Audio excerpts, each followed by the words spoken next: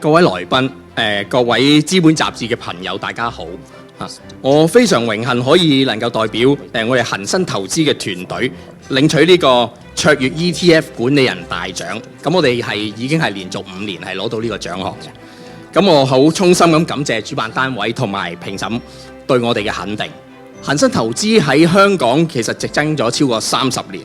咁好榮幸我哋能夠同香港嘅投資者一齊成長。咁發展到而家呢，咁其實我哋團隊管理嘅資產規模咧已經超過咧係4000億港元㗎啦。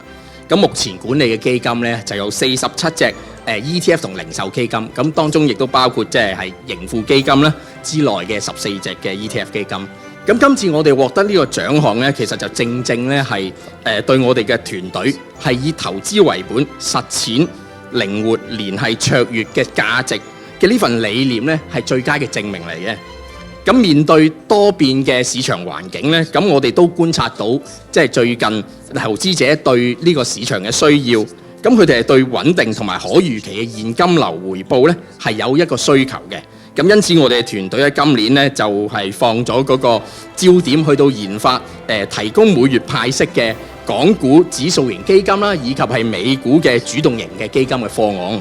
咁希望喺呢個波動嘅市場裏邊咧，都為投資者可以提供一種安穩。咁能夠為大家可以有一份肯定嘅話，係我哋嘅團隊裏邊係一個最大嘅鼓舞嚟嘅。咁我哋亦都會繼續秉承呢份嘅初心，為香港嘅投資者帶嚟更多更有價值嘅增值。多謝各位。